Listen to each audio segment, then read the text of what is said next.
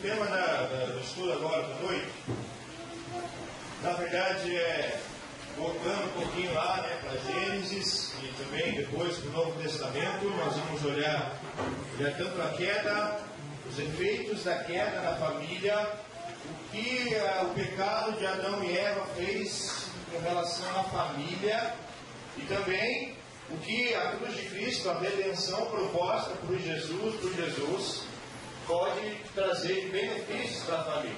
Às vezes nós pensamos que o pecado de Adão e Eva apenas afetou a nossa salvação para o céu. E também às vezes nós temos aquela ideia errada de pensar que o Evangelho, a obra de Cristo, a cruz, ela tem apenas o benefício de me dar um passaporte de entrada para o céu. Mas na verdade nós vamos ver que o pecado que afetou e afeta todas as áreas da nossa vida. Então eu gostaria de começar com vocês agora, vendo as consequências da queda. E eu vou pedir para que você abra, por favor, a sua Bíblia em Gênesis capítulo 3.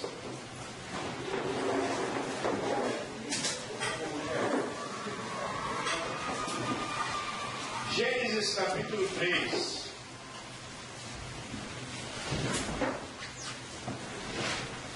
Todo mundo aqui sabe que Adão e Eva comeram a maçã. Brincadeira, comeram maçã. Só para ver quem está acordado, não é só o pastor Charles está. Então, vamos lá de novo. Todo mundo aqui sabe que Adão e Eva comeram a banana para a vida? É uma jaca, né? Uma jaca. Tá ótimo, obrigado, chefe. Obrigado. Tá, só para captar lá, pessoal. Pois nós sabemos então que Deus, como o pastor Charles já colocou isso no primeiro dia, colocou Adão e Eva no centro do jardim, demonstrando que eles eram a autoridade, aqueles que representavam a Deus, aqueles que foram criados para refletir a imagem de Deus, foram criados para reproduzir a imagem de Deus e foram criados para representar a imagem de Deus na face da terra.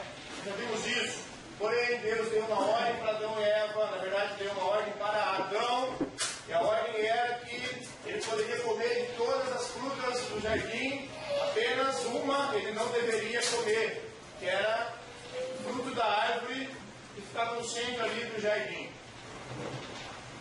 Gênesis capítulo 3 narra então o momento onde Adão deliberadamente decide desobedecer a ordem de Deus. Quem desobedece primeiro ali é Eva, mas a desobediência é computada, é válida quando Adão desobedece também. Porque ele ainda tinha a opção de falar, não, eu não vou desobedecer, eu sou o líder, arrependa-se Eva. Mas ele não faz isso, ele vai lá e ele come também. Então, naquele momento, Gênesis capítulo 3, versículo 7, começa a nos mostrar então quais são as consequências da desobediência de Adão e Eva. Eu convido você a ler comigo Gênesis capítulo 3, versículos de 7 a 10.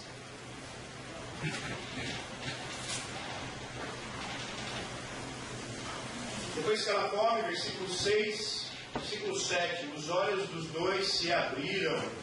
Depois que ele come também, né? E perceberam que estavam nus.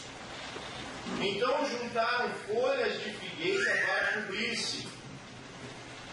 Ouvindo o homem e a sua mulher os passos do Senhor Deus, que andava pelo jardim, quando soprava a brisa do dia, esconderam-se da presença do Senhor Deus entre as árvores do jardim.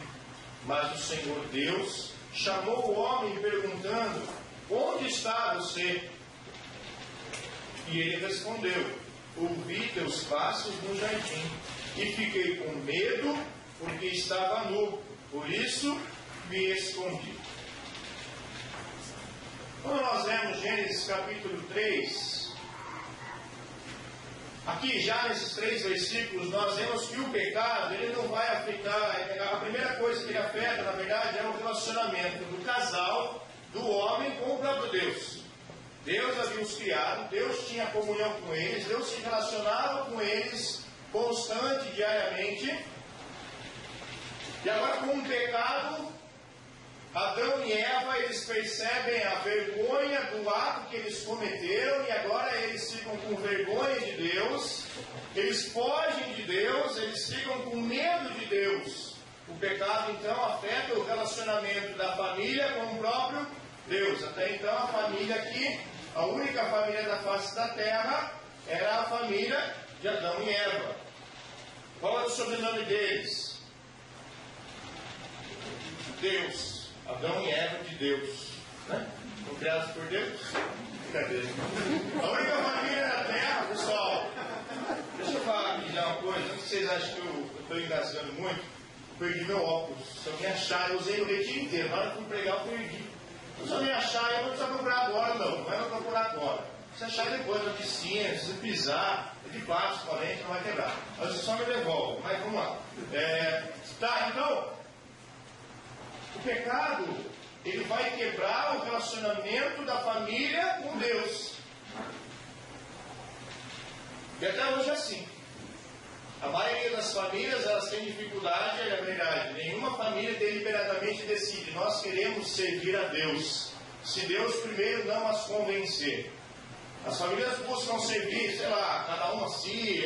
O meu Deus é o meu filho, o Deus do marido é o trabalho, é o dinheiro, é o futebol, é a pornografia, o Deus da esposa é a roupa nova, é sei lá o que, é o filho. O Deus dos filhos não é o Senhor Deus, mas é talvez o videogame, é o prazer, é as amizades, é o zap-zap, é a influência. O pecado afeta o relacionamento do homem com Deus. Mas não só isso. O pecado ele vai afetar também o relacionamento do casal. Gênesis capítulo 3, versículo 12. Disse o homem. Deus vai perguntar para ele: quem falou que estava nu? Quem te contou? Disse o homem: foi a mulher que me deste por companheira. Ela me deu do fruto da árvore e eu comi. Opa! Então aqui nós já começamos a ver intriga entre o casal. O pecado ele vai afetar o relacionamento a dois. Quando, Patrick, guarda. Quando Deus, se mais aqui no meu eu vou falar também, tá bom? Quando Deus vê a sua principal e única ordem sendo desobedecida, as consequências do pecado de Adão e Eva vão afetar não apenas o relacionamento do casal com Deus, mas do casal consigo mesmo. Adão aqui, ao invés de dizer: Senhor, eu errei, Senhor, eu não ajudei a minha esposa, Senhor, eu não disse para ela não comer, Senhor, eu peguei. Não, ele vai fazer o quê? Vai pôr a culpa em quem? Tá? Mulher que tu me deste, Senhor. Era ruim e me quebrou. Então a culpa é tua, Deus, e a culpa é dela. Versículo 13. O Senhor Deus então perguntou para a mulher: o que foi isso que você fez? E respondeu a mulher. Ela aprendeu muito bem com o marido dela, né? Ao invés de ela confessar o pecado dela, ela vai procurar o outro para pôr a culpa. A serpente que tu me deste, quer dizer, não, falei, a serpente me enganou e eu comi. No momento em que Adão ele tinha que defender ali a sua família, no momento em que ele tinha que dar a cara a bater, mostrar que ele era um líder, mostrar que ele era homem, pedir perdão pelo seu pecado, não, ele empurra a mulher dele na frente e fala: foi ela. Foi ela. Irmãos, a gente já estudou várias vezes esse texto. Ano passado mesmo a gente estudou esse texto. Estou aqui só lembrando vocês, mostrando que o pecado ele afetou o relacionamento da família com Deus, afetou o relacionamento do casal. Versículo 16. Não apenas isso.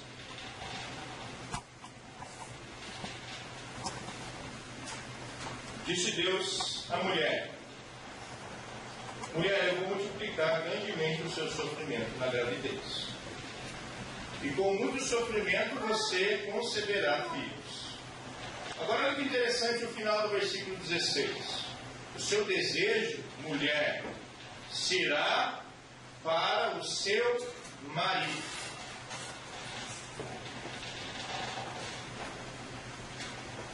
A palavra para aqui no hebraico, ela também significa, pode significar contra.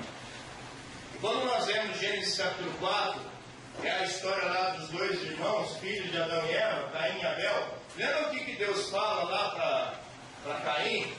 Fala: Caim, que Deus fala para Caim? Ninguém lembra? Vamos ter que ler? Então vamos ler lá. Gênesis capítulo 4.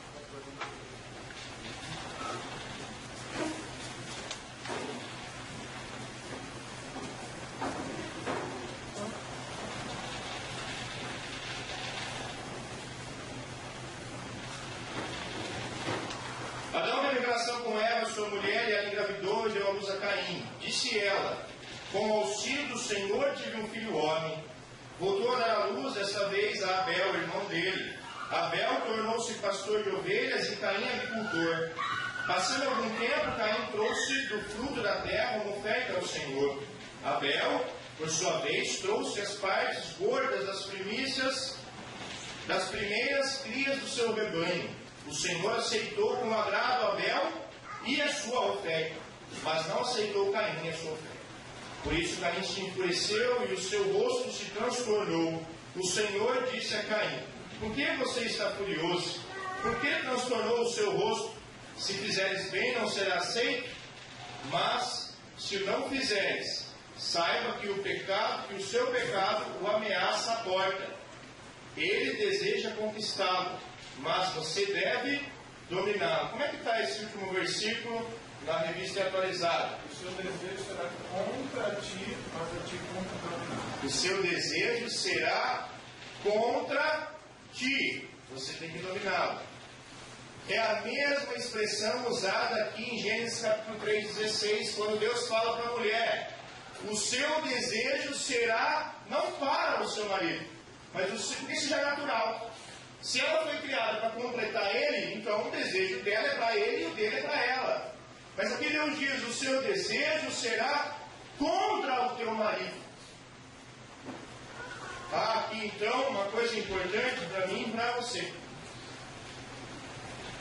O pecado afeta o relacionamento marido-esposa no sentido de que agora a mulher ela quer viver contra o marido. Ela quer usurpar a liderança do homem.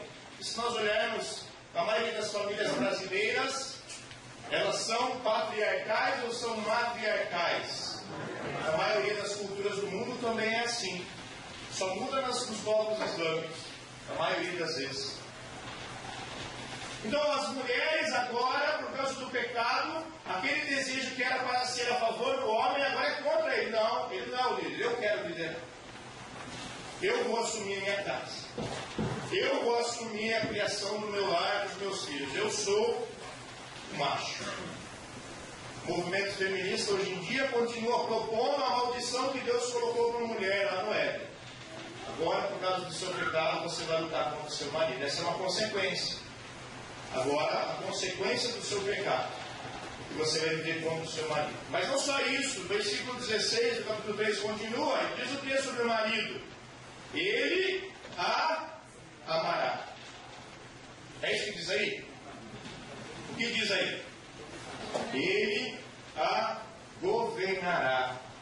Não é um liderará no sentido de ser um cara que vai cuidar dela, mas no sentido de ser alguém que vai oprimi-la. É por isso que quando a gente fala sobre submissão da mulher e liderança dos homens, a maioria das sociedades elas assustam. Porque na cabeça de todo mundo, o líder, o homem, o macho, é aquele que oprime as mulheres. E é isso que acontece como consequência da queda. O homem, então, agora, em vez de ser aquele líder zeloso, carinhoso, que vai cuidar da mulher e dos filhos, agora ele é um folgadão que vai abusar dela. Consequência da queda. Então, o pecado de Adão e Eva, gente, não quebrou apenas o relacionamento deles com Deus, mas quebrou o relacionamento entre marido e mulher. E até hoje nós colhemos consequências disso, do pecado deles. E os nossos também, porque somos pecadores. Reproduzimos segundo a espécie. Qual mulher aqui nunca teve dificuldade em relação ao marido em querer mandar na casa alguma vez?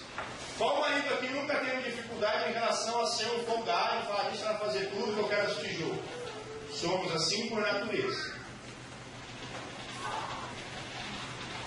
Ao invés de haver auxílio da mulher para com o homem, começou então agora a haver competição, guerra, brigas.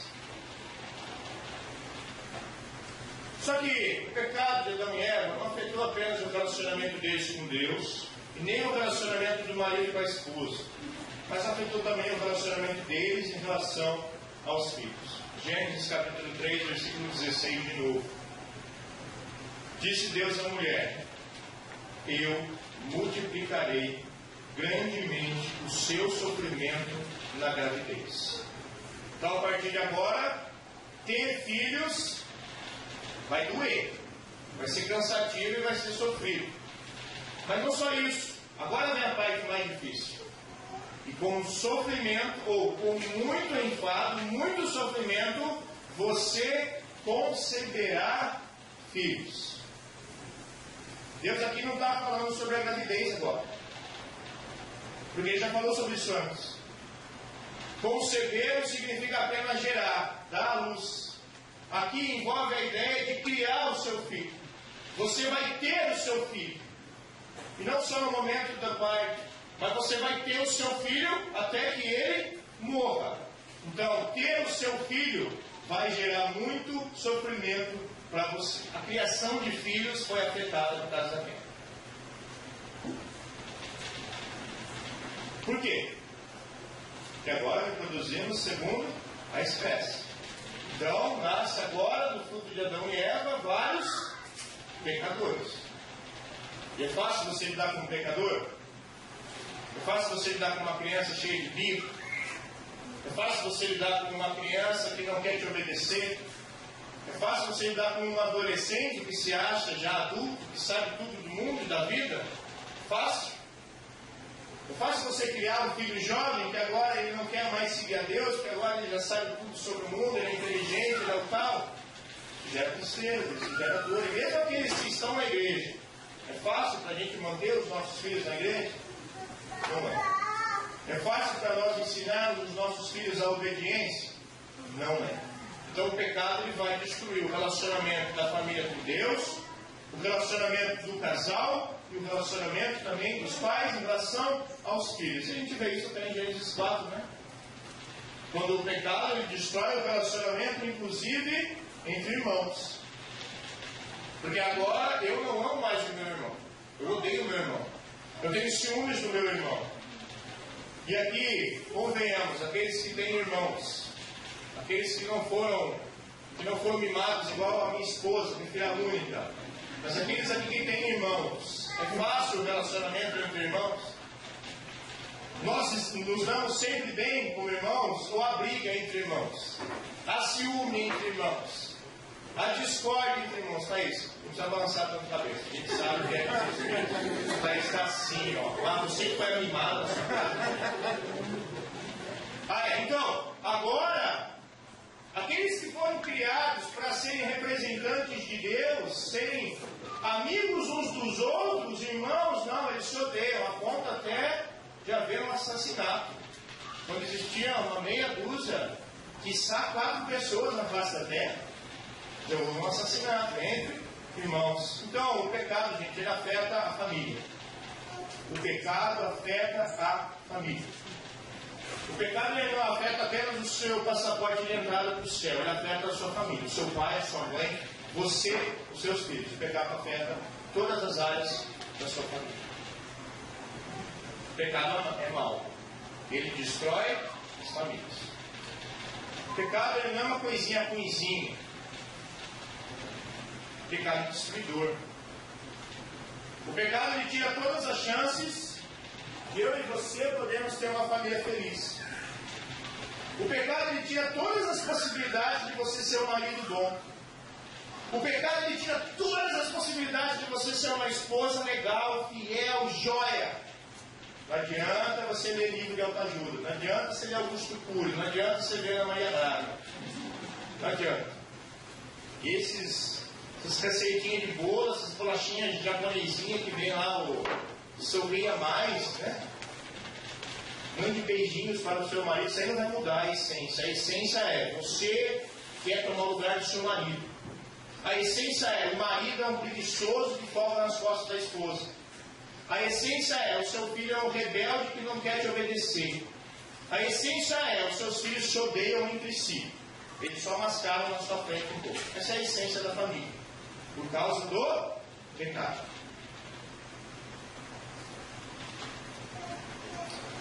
Bom, Deus abençoe a todos. Vamos orar? Baixe suas cabeças. Brincadeira. Sem noção, né, cara? Sem noção.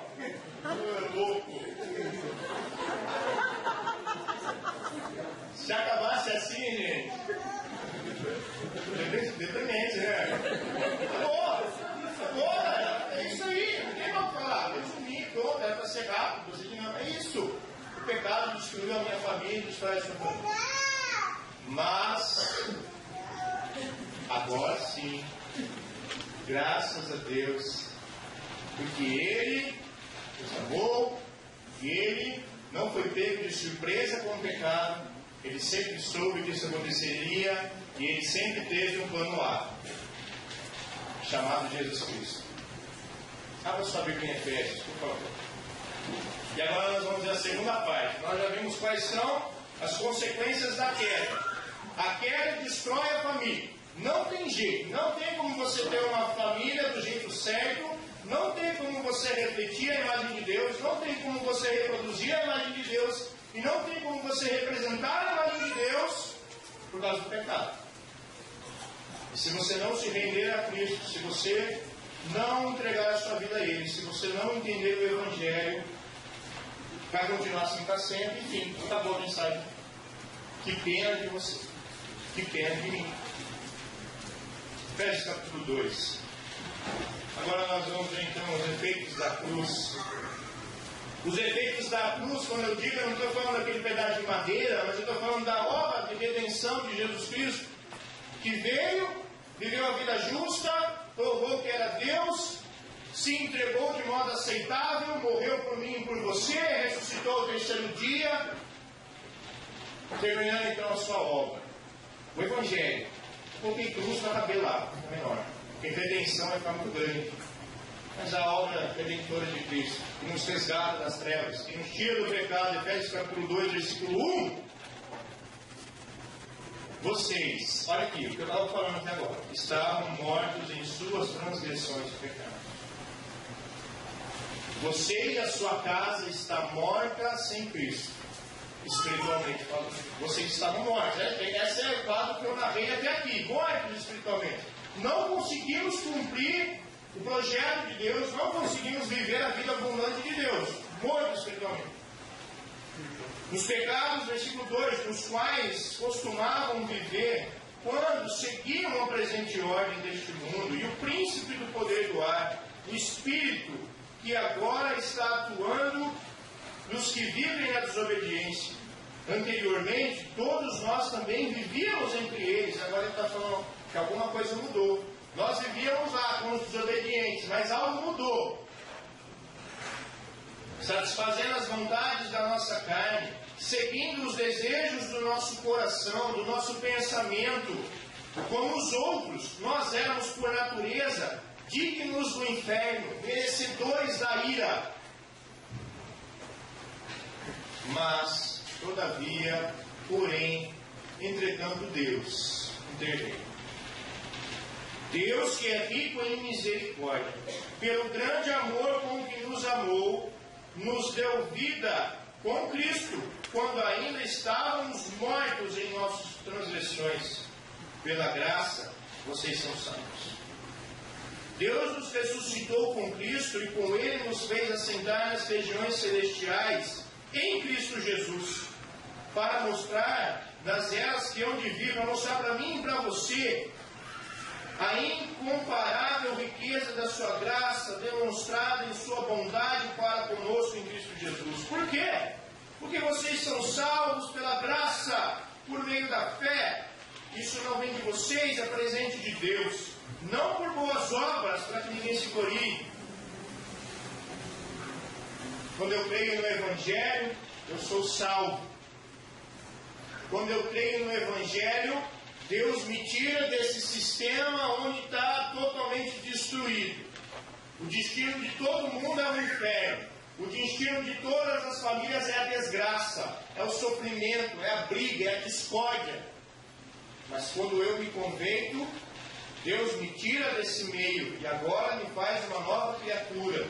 quando eu entendo que Jesus morreu por mim, quando eu aceito o Evangelho, eu aceito Cristo, quando eu sou aceito por Ele, Ele muda. Mas Ele muda o quê? Ele muda o meu ingresso para o céu? É isso? Antes eu ia para o inferno, agora Ele me dá um novo ingresso? Então o ideal seria todos nós cometermos suicídio em massa aqui. Para já irmos logo para o céu, desfrutar esse prazer que será o céu. Porque a vida aqui é uma droga, já que não tem solução para a vida aqui, é só lá. Então eu vou me matar, porque lá é melhor. Mas não é isso. E aí vem até, inclusive, o versículo tema do nosso retiro. Porque uma vez que eu sou salvo aqui e agora. Eu não serei salvo no futuro. Eu sou salvo agora, no presente. Mas eu não estou no céu. Eu sou salvo do quê? Eu sou salvo desse sistema que me prendia. Eu sou salvo da escravidão ali, daquele pecado que me segurava, que não me deixava viver a vida abundante que Deus tinha para mim. E agora eu sou colocado numa nova família. Na família de Deus. Efésios 2:19. Portanto, já não são estrangeiros nem forasteiros. Vocês não são indiferentes de Deus. Não são desconhecidos de Deus. Mas vocês agora são concidadãos dos santos. Vocês são membros da família de Deus. Presta atenção. Leia de novo o versículo 19. Ele não está dizendo, vocês farão parte da família de Deus no céu. Ele está dizendo, se você creu em Cristo, se você entendeu o Evangelho, se você se entregou para Ele, você já faz parte da família de Deus. Isso muda tudo. Porque na família de Deus não há sofrimento, na família de Deus não há desgraça, na família de Deus há possibilidade de mudança. Papai do céu,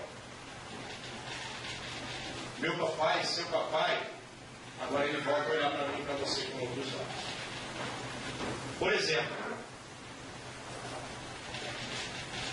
isso é uma coisa importante antes da gente passar para olhar o que a luz mudou na minha família e na sua família. Por que eu e você fomos salvos? Qual que é o objetivo de Deus? Quer dizer, por favor, quando eu digo fomos salvos, eu não sei se todo mundo aqui já entendeu que é um pecador, miserável, desgraçado, condenado ao inferno, necessitado da graça de Deus, que precisa urgentemente de Jesus Cristo. Eu não sei. Mas aqueles que já entenderam isso, aqueles que já entenderam que sozinhos estão condenados ao inferno, que precisam de Cristo para a salvação das suas vidas, você já fez isso? Por que Deus fez isso? Qual que é o objetivo dele agora para mim e para você? É apenas que a gente vá para o céu? Qual que é o objetivo dele agora para a sua família? Sabia que Deus tem um objetivo para essa família? Qual que é o objetivo de Deus para os seus filhos? Seu casamento? Talvez muitas igrejas possam estar pregando hoje em dia, é a alegria. Deus quer que a minha família seja feliz agora. Não é isso. Deus quer que eu seja um bom exemplo para a sociedade. Esse é o objetivo de Deus para a minha família. Agora eu sou de Jesus. Eu e minha casa serviremos a Deus. Eu cantei a música. Agora a gente vai servir a Deus. O objetivo dele é que eu fale dele para todo mundo. Esse é o objetivo dele para a minha família. Não é? Eu posso fazer isso. Isso é bom, isso é importante. Eu devo fazer isso. Mas esse não é o objetivo de Deus para mim e para você, para a sua família, para o seu casamento, para o seu futuro casamento, vocês, meninas e garotos, para a criação dos seus filhos. O objetivo de Deus para mim e para você, para a sua família. Romanos capítulo 8, versículo 28 e 29. Está escrito aqui. Sabemos que todas as coisas cooperam para o bem daqueles que amam a Deus. Daqueles que são chamados segundo o seu propósito, daqueles que foram salvos.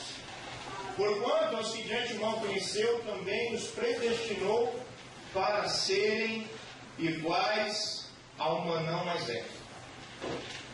Para serem iguais a Jesus Cristo, a fim de que Ele seja o primogênito entre muitos irmãos. O objetivo de Deus para a minha vida e para a sua vida é que você seja igual a Jesus. O objetivo de Deus para o seu casamento é que você seja igual a Jesus. Talvez muitos aqui possam estar pensando: poxa, meu casamento não tem mais solução, estou cansado do meu casamento, eu não vou mais investir na minha esposa, eu não vou mais investir no meu marido, eu desisto agora.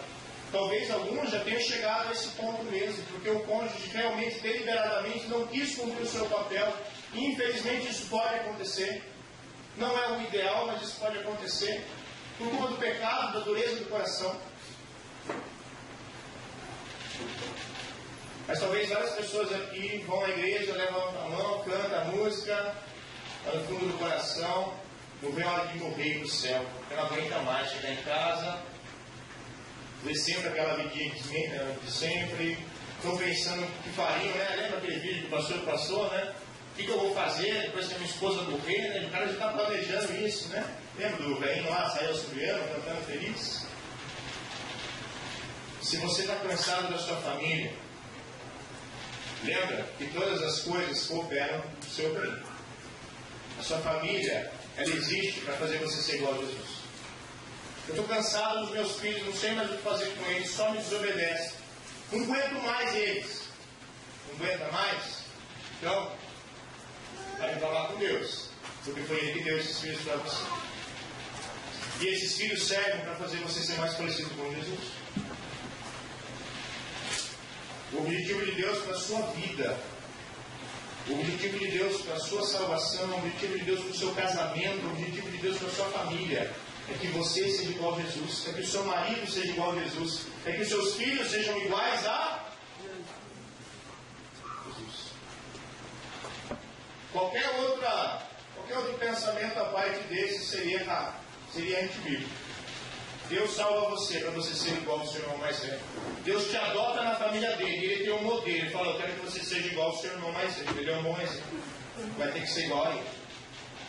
E aí, enquanto você está vivo aqui, Deus te coloca num trabalho, numa escola, numa família que Ele quer usar para fazer você ser igual a Jesus. Mas o meu pai não é crente. Mas Deus quer usar ele para fazer você ser igual a Jesus. Mas a minha esposa é uma chata. Mas Deus colocou ela na sua vida para você ser igual a Jesus. E qualquer outro pensamento a parte desse é uma reclamação direta a Deus. Minha mãe é uma mala. Meu pai não me entende. Deus colocou aquele pai na sua vida para fazer você ser igual a Jesus. Deus colocou esse marido na sua vida para fazer você ser igual a Jesus. E agora, por causa da salvação, eu e você podemos ser iguais a Jesus. Antes da cruz, antes da redenção por meio de Cristo Jesus, antes da nossa salvação, nós estávamos condenados à desgraça, individualmente e familiarmente. As nossas famílias estavam fadadas ao sofrimento. Mas agora não. Agora eu e você podemos cumprir o objetivo de Deus. Agora eu e você podemos aproveitar de todas as coisas que Ele nos dá para sermos iguais a Jesus. Se eu reclamo do meu pai, se eu reclamo da minha mãe, eu estou olhando para esse texto e estou dizendo: todas as coisas vão contra o bem daqueles que amam a Deus. Deus não sabe de nada, Ele me colocou um pai chato. Isso não é minha vida. Se você é crente, você é crente. O seu pai e sua mãe foram colocados na sua vida para você ser igual a Jesus. A sua professora de matemática, o Joel, lá na escola, que foi colocado na sua vida para você ser igual a Jesus. Todas as coisas incluem Joel, dando aula de matemática. Todas as coisas incluem seu patrão. Todas as coisas incluem a sua família. Todas as coisas incluem o seu cônjuge. Todas as coisas incluem seus filhos. Todas as coisas cooperam para o bem daqueles que amam a Deus, daqueles que estão sendo transformados à imagem de Jesus Cristo. Qual é o objetivo de Deus para a sua família? É que por meio da sua família você seja igual a Jesus.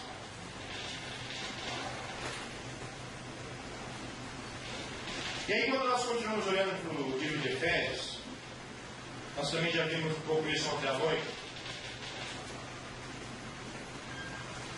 O pecado, ele vai afetar o relacionamento do homem com Deus, não é verdade? Nós já vimos que a salvação, ela soluciona esse problema do nosso relacionamento com Deus. A obra de Cristo na cruz, ela faz com que aquela inimizade que o casal, que o homem, que a mulher, que os filhos tinham com Deus, seja quebrada. Bênção para nós. Bênção para mim e para você. A obra de Jesus Cristo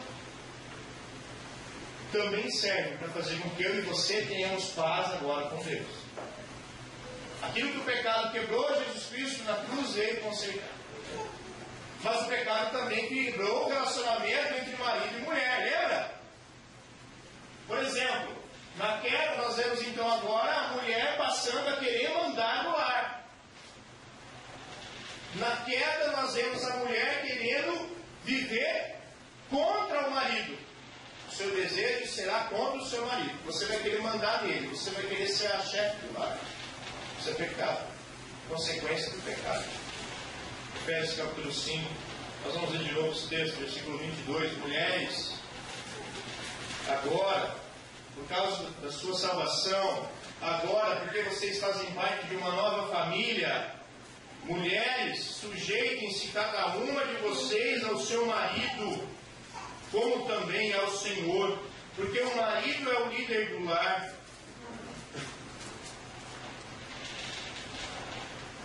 Como também Cristo é o cabeça da igreja, que é o seu corpo, do qual ele é o Salvador. Assim como a igreja está sujeita a Cristo, também as mulheres estejam em tudo sujeitas aos seus maridos. Mulheres, para vocês agora, vocês meninas também. É possível você glorificar a Deus agora sendo mulher. É possível. Agora é possível você, por causa da cruz, por causa de Jesus Cristo, por causa da sua salvação, porque agora você faz parte de uma nova família, é possível você, mulher, cumprir aquele propósito de ser uma auxiliadora idônea, que humanamente você deixou de cumprir por causa do pecado. Agora é possível. Agora é possível que você não usurpe mais a autoridade do seu marido. Se você continuar usurpando, isso é pecado. Você está fazendo porque você quer. Você não precisa mais fazer isso. Vocês meninas que vão se casar, prestem muita atenção nisso. Vocês que são casadas. Agora você não precisa mais roubar a autoridade do seu marido. Porque agora a sua vida tem um novo sentido. Agora, o propósito de Deus lá na criação pode ser cumprido por causa de Jesus Cristo, por causa da salvação. Isso é salvação. Não é só um bilhete do céu. É a mulher conseguindo ser mulher. É a mulher existindo e cumprindo o propósito para o qual foi criada. Mulheres,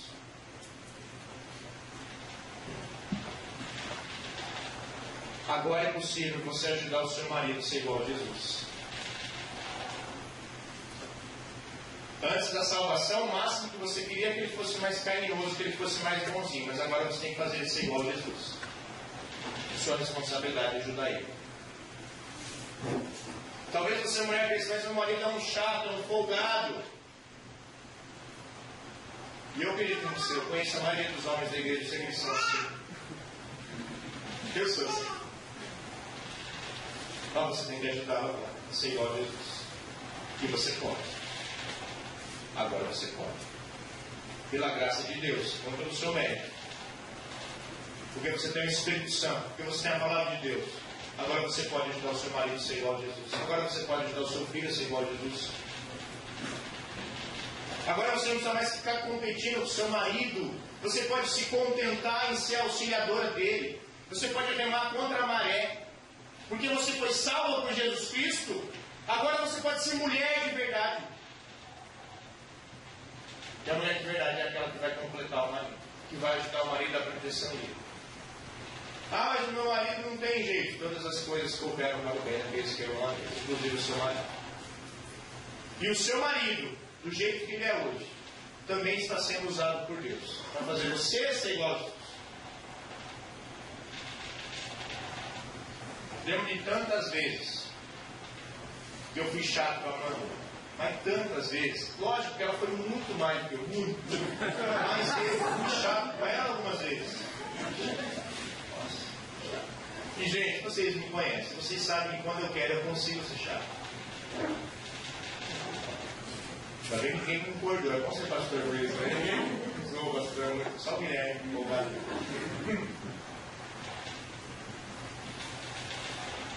Mas várias vezes ela me quebrou no meio. E não foi com um pau de macarrão, não. Foi com a resposta dela. Quantas vezes eu fui grosso com ela e ela voltou com... Lá como um provérbio diz, a palavra branda desvia, o fulano voltou com uma palavra branda. E eu estava, pô, agora não dá mais para xingar ela, para brigar, né? Desviou meu furor mesmo, fiquei sem graça aqui, né? Eu já ia aumentar a discussão, jogar coisa na cara dela, ela... Pá, verdade. Como assim verdade? Você tem que falar, não, eu não fiz nada de errado, sabe? É assim, a gente sabe como briga, né? A gente não sabe como é uma conversa sem briga. Naturalmente a gente sabe como provocar uma discussão. Agora, espiritualmente, a gente pode aprender a evitar uma discussão. Mulheres, agora você pode parar de querer tomar o lugar do seu marido. Mas o meu marido não sabe tomar uma decisão. Você ajuda ele? Pode ajudar ele, mas você não vai decidir por ele. Mas o meu marido não quer disciplinar meus filhos. Você vai ajudar ele, lembrando que ele está em pecado. Porque ele tem que disciplinar seus filhos. Mas o meu marido tem preguiça de orar com os meus filhos. Você pacientemente, dia após dia após dia. Assim como Deus tem paciência com você todo dia, você também vai ter com seu marido. Você vai lembrar ele, marido, vai lá, você tem que disciplinar a mulher. Marido, vai lá, você tem que orar com as crianças. Até ele aprender. Até ele aprender. E ele vai aprender se ele for crente. Mas não só isso. Então, a cruz, a redenção, ela transforma a mulher daquela oponente do marido para uma mulher que agora ela pode, ela aceita e ela tem prazer em auxiliá-la na liderança do lar. Isso é a mulher cristã. É isso que a salvação provoca na mulher. Submissão e respeito. Aquilo que o pecado destruiu, a redenção vai redimir, restaurar, trazer de volta. A mulher foi criada para auxiliar o homem. E agora ela pode auxiliar. Na queda, nós vemos então que o marido vai dominar a esposa. Por causa do pecado, o marido agora não vai ser um líder amoroso, mas ele vai ser um dominador. E nós podemos olhar para a nossa sociedade tranquilamente e nós vamos ver um monte de homens que ou são bananas ou são machistas, que querem mandar, dar ordem, abusar e focar, olham para a esposa como uma doméstica do lar para ele. Ela existe para lavar, passar, cozinhar, satisfazer algum desejo dele, pronto. Culpa do pecado. Culpa do pecado. Mas por causa da salvação, homens, se você é crente, garotos, para vocês também. Maridos, versículo 25. Ame cada um a sua mulher, assim como Cristo amou a igreja e se entregou por ela para santificá-la, tendo-a purificado pelo lavar da água mediante a palavra, e para apresentá-la a si mesmo como igreja gloriosa, sem mancha nem ruga ou coisa semelhante, mas santa e inculpável. Da mesma forma, os homens, maridos, amem a sua mulher, cada um a sua mulher, como o seu próprio corpo. Quem ama a sua mulher, a si mesmo se ama. Maridos, é possível você glorificar a Deus agora sendo homem, sendo homem de verdade, líder, não aquele machão vagabundo folgado, é sendo um homem que cuida da sua esposa, que vive aquilo que Pedro fala, vive a vida comum do lar, que entende que a sua família faz parte da sua vida. A sua mulher não existe só para cozinhar e passar para você. A sua mulher é a pessoa mais importante da sua vida. É interessante que o texto não fala isso para as mulheres, não fala isso para os homens. Sabe aquela expressão que todo mundo conhece? Não há amor igual ao amor de... Não, gente, não para de ser crente agora, não falando. Não há amor igual ao amor de... Não há amor. Quem aqui já ouviu essa frase? Não existe amor igual ao amor de mãe. Quem já ouviu essa frase? É mentirosa.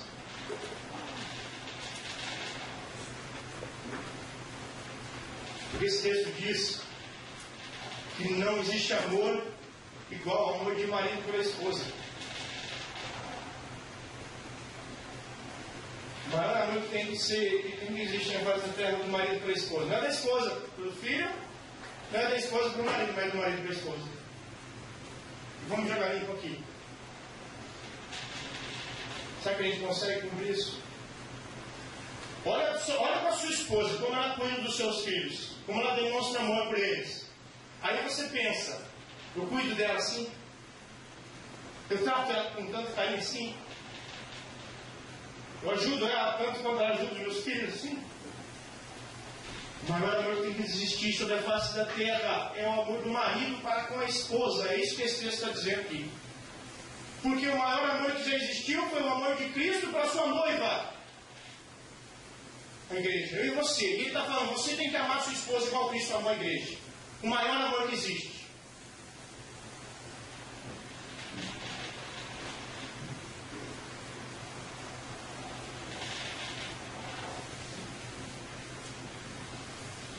A frase deveria ser: não há amor maior do que o amor de marido para sua esposa. Você já ouviu isso em algum livro? Você já viu isso em algum filme? Por que a gente não faz isso? Porque o mundo não liga para a palavra de Deus. Porque a maioria dos homens também não ligam para a palavra de Deus, mesmo os crentes. Mas o que a Bíblia diz é que a pessoa mais importante da sua vida depois de Deus é a sua esposa. Não é o seu filho, não é a sua mãe, não é seu pai, é a sua esposa. A pessoa mais importante do seu mundo é a sua esposa. A pessoa mais importante do mundo para Jesus é a noiva dele. Ele morreu por ela. E é interessante que em nenhum lugar da Bíblia Deus manda ele entregar a vida. Ele poderia até propor isso. Para que você seja salvo, entregue a sua vida. Ele não fala isso. Ele entregou a vida dele por mim e por você.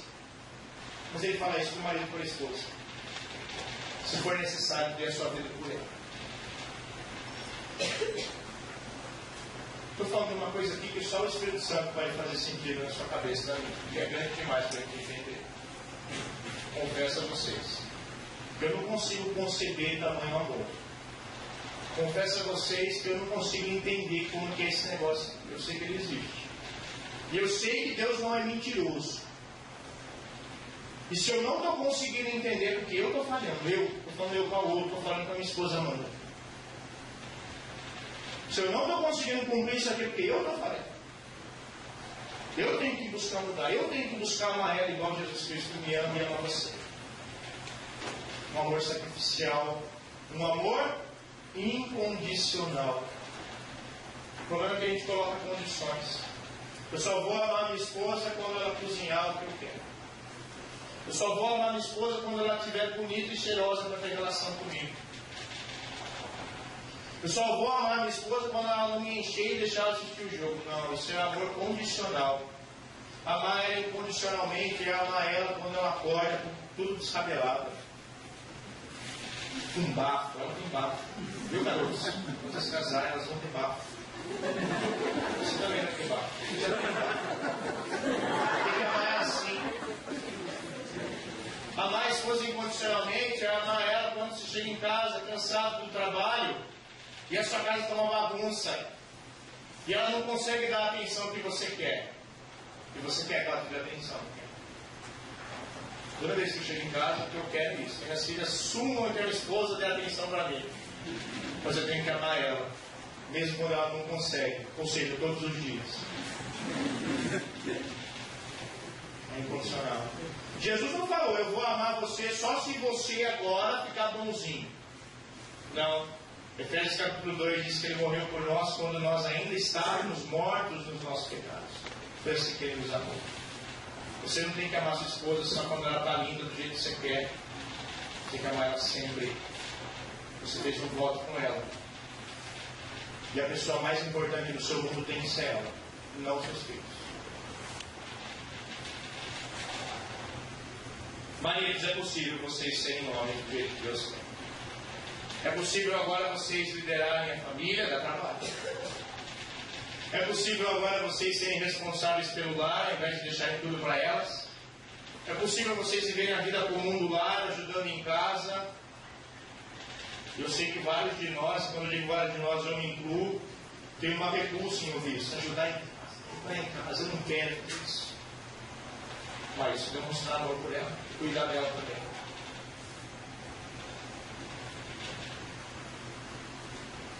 É possível você ajudar a sua esposa. É possível não, perdão. É essencial você ajudar a sua esposa a ser igual a Jesus. Quando você olha para ela e fala, ela é chata, eu não aguento mais ela. Você tem que entender que você tem uma responsabilidade com ela. Você tem que ajudar ela a deixar de ser chata e ser igual a Jesus. Porque um dia, quando você chegar no céu, não vai olhar para você, não vai poder falar assim para Deus. Ah, Deus, mas minha esposa era chata. Ele vai falar assim para você, mas você tinha que ajudar ela a ser igual a Jesus. Essa era a sua tarefa. Você tinha que ajudar ela a ser igual a Jesus. Não é para você ficar reclamando a vida inteira, é para você ajudar ela a melhorar, a ser uma pessoa melhor, a ser igual a Cristo. Temos ajudado as nossas esposas, temos orado com elas, temos compartilhado das lutas delas, temos perguntado o que elas precisam, temos ajudado em casa, temos orado por elas. Mas agora é possível. Agora é possível. Fomos salvos, estamos numa nova família, temos o Espírito Santo, recebemos a graça de Deus e agora é possível. Se não fazemos é porque não queremos. Continuamos acomodados nos nossos delitos e pecados. E um dia a gente vai prestar conta a Deus.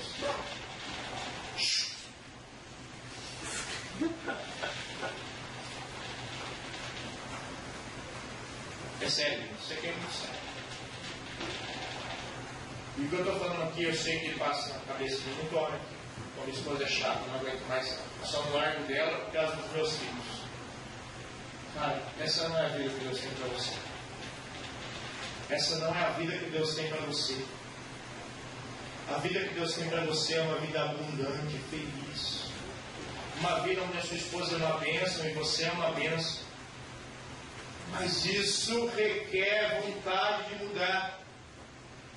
Não somos pentecostais, igual a música de ontem. Ninguém vai pôr a mão na sua cabeça e você vai mudar. Você tem que querer. Tem que querer. Eu lembro lá de Davi no Salmo 123. Lá no fim do Salmo, 139. Ele fala lá no versículo 23 e 24. O Senhor o quê? A gente canta isso direto. Sonda-me e conhece os meus pensamentos. Mas ele não fala só isso. Ele fala o quê? Prova-me. Prova-me. Me testa. Sabe o que é isso? Isso é vontade de mudar. Isso é vontade de querer melhorar. Senhor, eu não sei se tem alguma coisa que eu estou errando. Então, Senhor, me mostra que eu quero melhorar. Agora, quantas vezes a gente ora isso? Senhor, me mostra se eu estou sendo um bom marido. Me mostra, Senhor, que eu quero melhorar. A gente não ora assim. Senhor, me mostra se eu estou sendo um bom pai. Não, a gente ora, Senhor, dá um jeito no meu filho.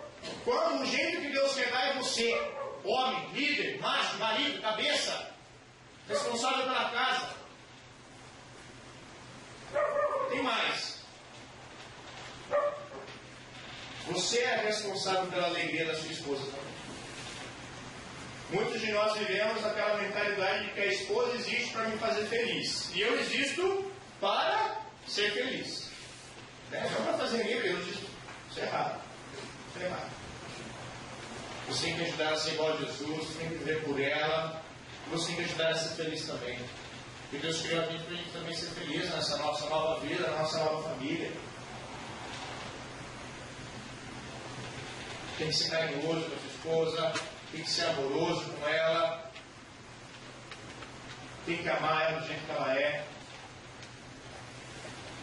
tem que se relacionar com ela. Isso é uma ordem de Deus para mim e para você. 1 Coríntios capítulo 7 fala que eu e você não podemos deixar de ter relação com a nossa esposa. Quantos homens aqui, cansados, estão, e mulheres também. Agora eu estou falando dos dois. Estou falando de relação sexual, tá bom, vocês? Vocês vão ter um dia, mas isso é benefício só de quem já casou. Quantos de nós negligenciamos a relação física íntima? Cara, isso é claro. Isso não é demonstração de amor. Você tem que se relacionar fisicamente com a sua esposa. E você, esposa, tem que se relacionar fisicamente com seu marido. Isso é demonstração de amor. Isso faz com que você feche os seus olhos para coisas que você não deve ver. Eu estou falando para a mulher também, não só para o homem. Isso faz com que você feche o seu coração para coisas que você não deve sentir. Desejo por outro homem, desejo por outra mulher. Você tem que cuidar da sua esposa, inclusive sexualmente. E você, mulher, tem que cuidar do seu marido, inclusive sexualmente. Porque Deus fez você assim. Deus nos fez assim. Para a glória dele. E a relação sexual é uma coisa muito boa para a glória de Deus. Entre marido e mulher. E não só isso.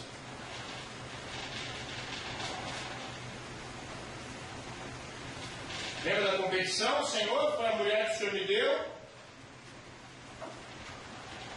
A mulher não, o Senhor, foi a serpente. Ela veja bem, um culpando o outro, os dois tentando se auto-justificar. Agora não. Agora o marido e a esposa, por causa de Cristo, eles têm a possibilidade, eles têm o dever de um abençoar a vida do outro, investir a vida do outro. Se a sua mulher pecar, você tem que ajudar ela. Se o seu marido pecar, você tem que ajudar ele. Não é para você inventar desculpa. E não é para você aceitar as desculpas do seu marido. Ah, eu estou cansado, não fui disciplinar o menino porque eu trabalhei o dia inteiro. Amor, não interessa. Tem que ir lá. Ajuda o seu marido. E se ele não for, conta. Porque daí a gente exorta ele que ele está em pecado. Esposa, você contou uma história exagerada. Você mentiu para se aparecer lá para suas amigas. Vai lá falar a verdade, vai pedir perdão para ela. Você não fez tudo isso, não. Tem que ajudar. Quantos maridos veem a esposa pecando e ficam quietos? Quantas vezes a mulher vê o marido pecando e não fala nada? Igual Adão e Eva. Ao invés de Eva dizer, não, Senhor, ele comeu, eu errei, ele errou. Ao invés de Adão falar, Senhor, minha esposa pecou, eu pequei, Senhor, nos perdoe. Não. Fugindo. E a gente continua reproduzindo isso. Ao invés de ajudar a esposa a parar de pecar, ao invés de ajudar o marido a parar de pecar. Isso agora pode mudar. Porque aí você tem que ser igual a Jesus.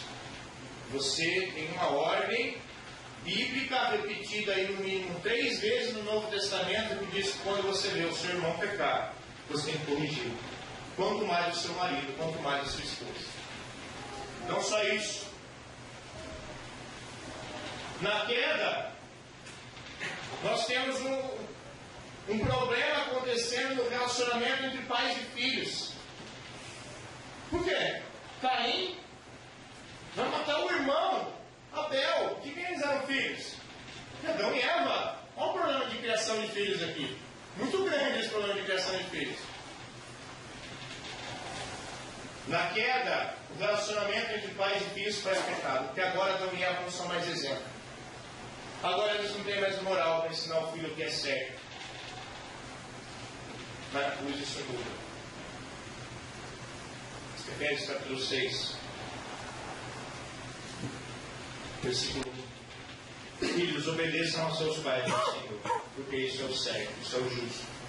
Honra teu pai e tua mãe, este é o primeiro mandamento com promessa, para que tudo te corra bem e tenhas longa vida sobre a terra.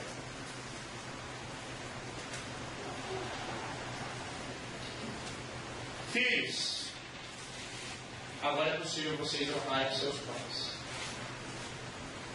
Você não honra se você não quiser. Agora é possível você obedecer o papai e a mamãe. Vocês só não obedecem se vocês não quiserem. Antes da salvação de Jesus Cristo era impossível. Você ia sempre desobedecer. Você sempre ia fazer errado. Você sempre ia desonrar. É o natural do ser humano. Obedece uma vez, desobedece 17. Mas agora você pode obedecer ao seu pai. Agora você pode honrar o seu pai. Caim desonrou Adão e Eva. Caim envergonhou os pais dele ao matar o próprio irmão. Quantas vezes você já envergonhou seus pais? Desobedecendo eles, falando mal deles, criticando eles, xingando eles, reclamando contra eles. Mas agora, se você é crente de verdade, filhinho, adolescentinho, agora você pode obedecer o seu pai e sua mãe. Agora você pode honrar o seu pai e sua mãe. Aquilo que o pecado quebrou, Jesus consertou. Você só não obedece se você não quer. Agora, quando o seu pai fala, não filho, você não vai fazer isso, você pode falar, tá bom pai, valeu. Antes você fala, pô, que saco, que droga, não sei o que, ô mãe. Agora, se você é crente, e se o seu pai falou não para você, você tem que falar, tá bom pai, beleza. Você é crente. No máximo você pode conversar, fala, pai, mas por que não? Só me explica, por favor, com humildade, com respeito, com honra. Tem honrado o papai e a mamãe, galera? Vocês têm enchido o saco deles para eles darem o que vocês querem sempre. Tem azucrinado a vida deles, como sempre.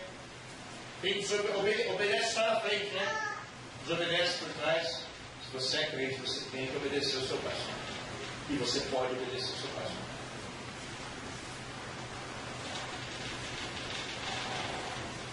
Agora é possível, isso que eu vou falar, prestem muita atenção. Agora é possível vocês, adolescentes, é possível as crianças que já são crentes amarem os seus irmãos. É possível você amar o seu irmão. De verdade. Não só por interesse. Hoje a gente teve uma reunião aqui da equipe da liderança, do retiro. E ele estava compartilhando alguns motivos de oração e tudo mais. E aí aqui se colocou que ontem eles estavam conversando com as crianças ali no cultinho, seus filhos, minhas filhas. Estavam falando justamente sobre isso. A importância de um irmão amar o outro irmão. E aí uma criança falou assim, mas eu não amo a minha irmã. Eu odeio ela. Eu queria que ela morresse. Ali, ó, está a sala ali. Está a sala ali. Fruto do pecado. E aí várias crianças começaram a dizer, eu também não gosto do meu irmão, eu também não gosto do meu irmão. Talvez alguns aqui tenham ficado espantados. Sabe por quê? Porque você não conhece seu filho. Porque você não conversa com seu filho. Porque você não está ensinando seu filho direito. Está criando ele. Criar, você cria cachorro, você cria um monte de coisa. Mas seu filho você tem que ensinar a ser igual a Jesus. Você tem que investir na vida dele, tem que conversar com ele, tem que saber o que ele pensa, tem que saber o que ele gosta, tem que saber o que ele não gosta. Tem que ajudar ele a ser igual a Jesus. Aqui, ó, ela sabe. Crianças falando isso. Eu queria que meu irmão morresse, minha vida seria melhor. Cara, essas crianças precisam de Jesus. As nossas crianças precisam de Jesus. E agora, por causa da salvação, aquilo que antes eu não conseguia fazer, que era ser um bom exemplo para o meu filho, aquilo que antes eu não conseguia fazer, que era ensinar o meu filho a obedecer a Deus, agora eu posso, porque o versículo 4 diz o quê? Vós, pais, não provoquei os vossos filhos à ira, mas criem eles na disciplina e nos conselhos do Senhor. Agora eu posso ensinar meu filho a ser igual a Jesus. Antes eu não conseguiria, agora eu consigo. Se eu sou um pai crente, se eu entendi o Evangelho, se eu fui resgatado pelo Senhor Jesus, eu posso mudar o modo como eu crio meu filho. Quantas vezes eu já vi pais tratando os filhos com diferença, demonstrando claramente que gosta mais de um do que do outro, ouvindo mais um do que o outro. Ele não está falando de um, está falando de vários desses. Eu já vi isso acontecer, inclusive dentro da igreja. Ou às vezes pai que não dá bola para o filho. Você vai falar, moleque, estou conversando. Não é para você investir tempo na vida dele, porque ele ainda não aprendeu algumas coisas. E ele conta com o papai dele. E o papai dele fala, sai para lá, moleque. Agora é possível você ser um bom pai. Agora é possível você ser uma boa mãe. Agora é possível você ser um bom exemplo para o seu filho. Agora é possível você ensinar o seu filho a obedecer a Deus. Se você é crente. A queda estragou a família. A redenção redimiu a família. A salvação não é para você ir para o céu apenas. A salvação é para você cumprir o propósito de Deus para a sua vida, para a sua família. Aquilo que nós vimos no primeiro dia. Agora eu posso então realmente refletir de modo límpido e puro a imagem de Deus. Agora eu posso, por meio da palavra de Deus, reproduzir a imagem de Deus no meu filho. Ele nasce com defeito, mas pela palavra eu posso consertar. E agora eu posso ser um representante fiel da palavra de Deus sobre a face da imagem de Deus sobre a face da vida.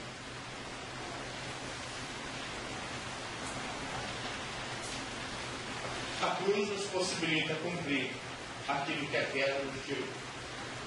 Eu e você fomos salvos para cumprirmos os objetivos de Deus na nossa vida. Refletir, reproduzir e representar a imagem de Deus sobre a face da vida. Aquilo que o pecado estragou, a cruz consertou. Jesus Cristo consertou na cruz. Você não é um bom pai se você não quiser. Não tem desculpa. Você não é uma boa esposa se você não quiser, você não tem desculpa. Você não é um bom filho se você não quiser, você não tem desculpa.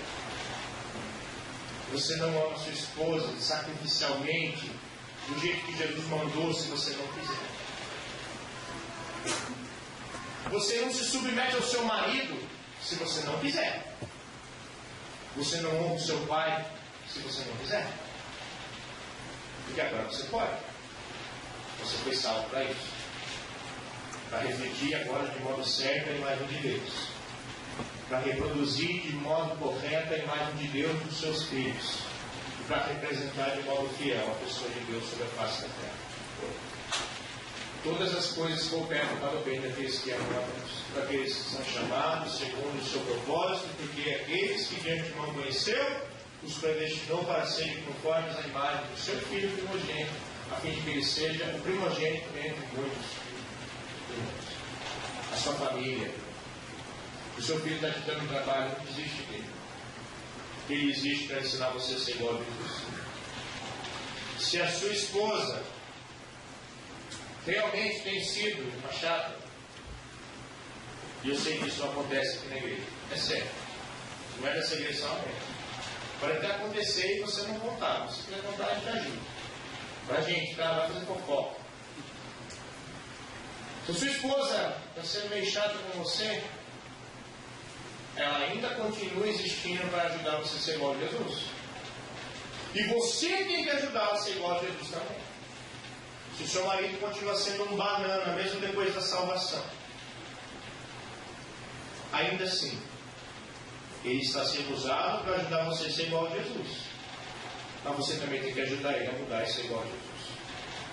Porque, de novo, não vai adiantar a gente chegar no céu e falar: ah, Deus, o filho que tu me deste. Ah, Deus, a esposa que tu me deste, igual a Daniel fizer.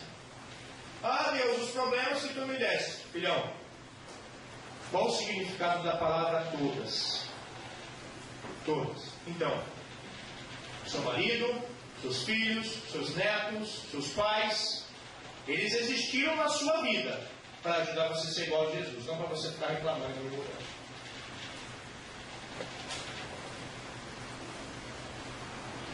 Talvez você tenha percebido, quando a gente estava aqui lendo a Bíblia, que você é uma pessoa crente, pessoa que foi salva por Jesus Cristo, mas você não tem vivido a sua salvação.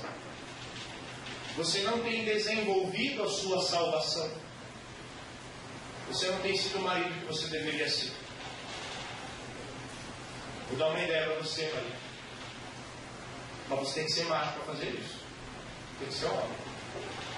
Pede perdão para sua esposa. Fala para ela: me perdoa porque eu não tenho te amado do jeito que você merece. Do jeito que você tem que ser amada. Não é nem que você merece.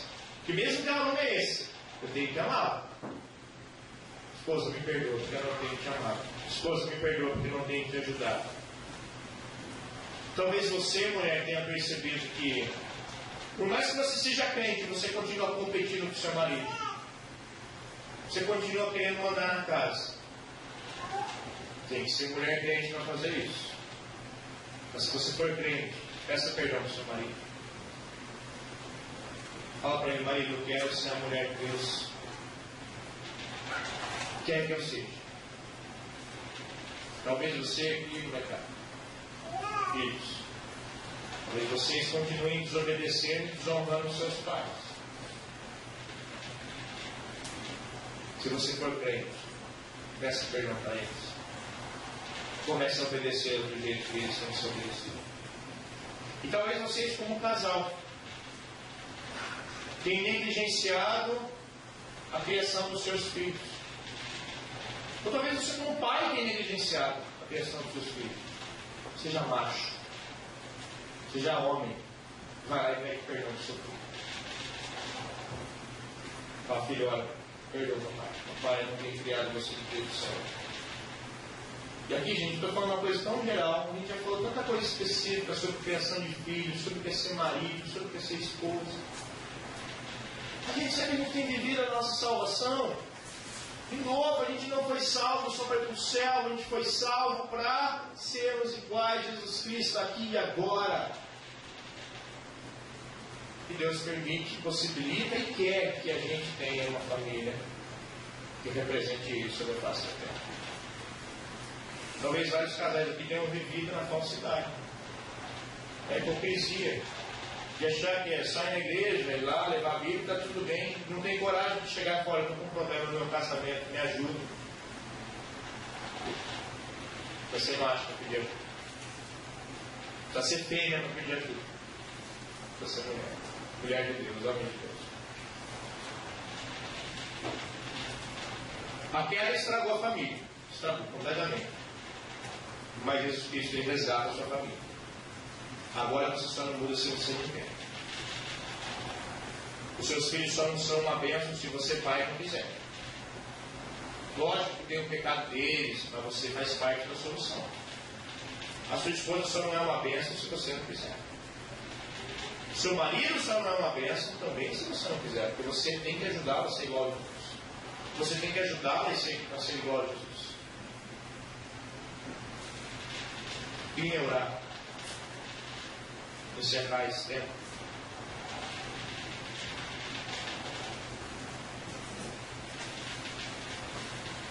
Mas antes de eu orar, talvez você esteja aqui agora, essa noite. E enquanto eu falei, você, sei lá, percebeu alguma área da sua vida em que você não tem vivido a sua salvação do jeito certo. Eu queria convidar você agora e ajudar você, porque às vezes a gente é bem fraco nisso. Eu queria ajudar você. Eu sei que não são todos aqui, mas eu queria ajudar você a solucionar o seu problema. Se você entende que você está falhando com a sua esposa, pede perdão para ela agora. Se você entende que você está falhando com o seu marido, vira para ele e fala, marido, me perdoa, porque eu estou falhando nisso, nisso, nisso. Vocês aqui, se vocês entendem que vocês estão falhando com seus pais, vai lá agora e peça perdão para ele.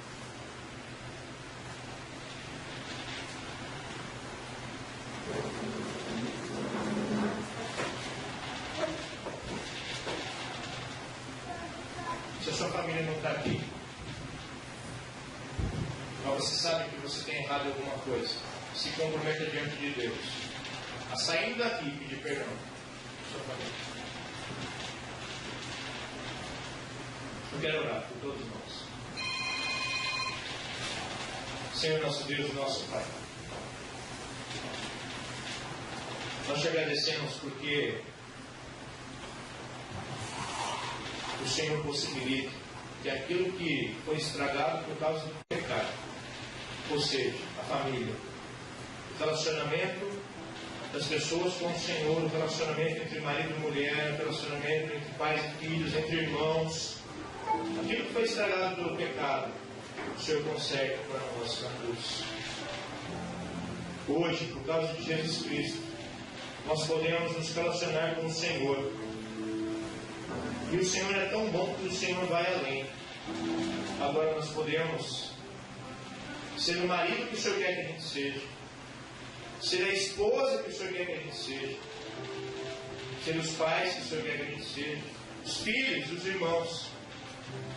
Senhor, ajuda-nos a entender que a nossa família existe para fazer com que sejamos mais parecidos com Jesus e assim possamos refletir, reproduzir e representar a sua imagem do jeito certo. Aquilo que o pecado estragou, ajuda-nos, Senhor, a anunciar para todas as pessoas que a cruz pode consertar. Tantas pessoas sofrendo na família, tantas pessoas que conhecemos, com problemas na criação dos filhos, com dificuldades no relacionamento conjugal. Ajuda-nos, Senhor, a sermos instrumentos de bênção nessas pessoas, para essas pessoas. Ajuda-nos a ensiná-las que por causa de Jesus Cristo, a nossa família pode ser diferente. Mas mais do que isso, ajuda-nos a sermos exemplos disso, a sermos representantes fiéis da imagem do nosso irmão mais velho, Jesus Cristo. Peço, Pai, que o Senhor abençoe as nossas famílias. Eu sei que infelizmente nem todos, têm a coragem necessária para fazer aquilo que Davi fez, buscar a mudança. Mas a esses, Pai, que ainda são covardes, coloca coragem no coração para pedir perdão. Coloca, Senhor, amor por Ti e desejo de viver o Evangelho de modo pleno. E aqueles, Senhor, que reconheceram que tem falhado em algum ponto da sua família, em alguma área dentro da sua família, dentro do seu lar, ajuda estes, Senhor, a viverem a vida plena e abundante que o Senhor tem para eles. Que sejam maridos fiéis, que amem incondicionalmente as suas esposas. Que sejam esposas amorosas e submissas, que honrem e abençoem a vida do marido. Que sejam pais diligentes, esforçados, que amem os filhos de modo igual, que abençoem e ensinem a palavra do Senhor para os filhos, e que os filhos, por sua vez, se amem, que um irmão ame o outro, e que os filhos obedeçam e honrem os pais, porque esse é o tipo de família que devemos, e eu sei que todos aqui queremos ser, mas isso não é importante, porque esse é o tipo de família que o Senhor quer que a gente seja. Isso é mais importante. Peço que o Senhor abençoe-nos, Pai, e nos ajude, porque dependemos do Senhor e da Tua graça. Sem Ti nada podemos fazer. Não podemos ser bons pais, não podemos ser boas esposas, bons filhos. Mas com o Senhor, pela Tua graça e misericórdia, por causa do grande amor com que o Senhor nos amou, o Senhor possibilita a cada um de nós cumprirmos o papel para o qual fomos criados, para a glória do Teu nome, para a bênção de muitos sobre a face da terra. Muito obrigado, Senhor, pela Tua palavra, mas sobretudo, muito obrigado por Jesus Cristo,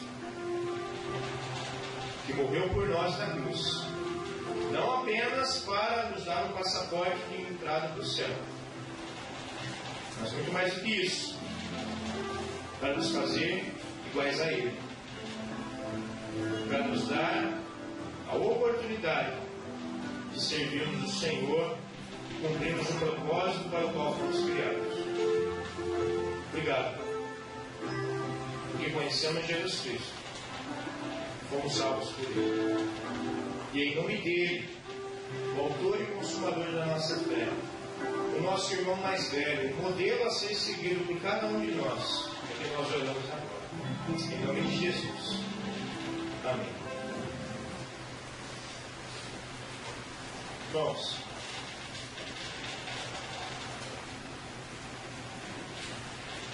não brinquem com as suas famílias. Não brinca de ser marido, não brinca de ser esposa, não brinca de ser pai. porque um dia nós vamos ser cobrados. Cobrados por Deus, pela oportunidade que tivemos de ser marido, de sermos esposos, de sermos filhos, de sermos pais. Lembra disso. Pela graça de Deus, a sua família e a minha família, eu como marido, que ainda sou uma porcaria, posso ser melhor. Amém, irmãos? Amém.